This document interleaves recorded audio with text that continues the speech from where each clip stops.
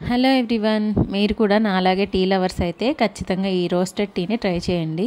ఒక spoon tea పౌడర్కి 2 స్పూన్ల చక్కెర వేసుకోండి. నేను ఇక్కడ బ్రౌన్ షుగర్ యూస్ చేశాను. మీ దగ్గర వైట్ షుగర్ ఉంటే అదైనా వేసుకోవచ్చు. ఈ షుగర్ని టీ పౌడర్ని మిక్స్ చేసుకుంటూ కంటిన్యూస్గా కలుపుకోవాలి. అస్సలు వదిలేయకండి, లేదంటే మాడిపోతుంది. ఈ షుగరు కొంచెం సేపటికి క్యారమలైజ్ అయిపోతుంది, అంటే కరిగిపోయి కొంచెం పాకంలా తయారవుతుంది. ఈ ప్రాసెస్ స్టార్ట్ చేసే ముందే ఒక గ్లాస్ వాటర్ పక్కన పెట్టుకొని ఉంచుకోండి. చూడండి, కొంచెం సేపటికి చక్కెర ఇలాగా కరిగిపోతున్నప్పుడు కంటిన్యూస్గా కలుపుతూనే ఉండండి, లేదంటే మాడిపోతుంది. ఇప్పుడు వెంటనే మాడిపోకుండా కొన్ని వాటర్ పోసుకోండి. మనం వేయించిన టీ పొడి చక్కెర మొత్తం వాటర్లో బాగా మిక్స్ అయిపోయేలాగా కలుపుకోండి. ఈ వాటర్ని 1 నిమిషం పాటు మరిగించి పాలని యాడ్ చేసుకోండి.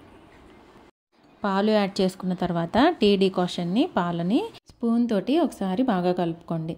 తర్వాత 2 పొంగులు వచ్చే వరకు మరిగించుకోండి. అంతేనండి, రోస్టెడ్ టీ తయారవుతుంది. ఇంకొక విషయం ఏంటంటే, టీ పొడిని చక్కెరని వేయించుకునేటప్పుడు బాగా ఎక్కువ వేయించేసామంటే స్టమక్ పెయిన్ వచ్చేస్తుంది. ఈ వీడియో నచ్చితే ప్లీజ్ సబ్స్క్రైబ్.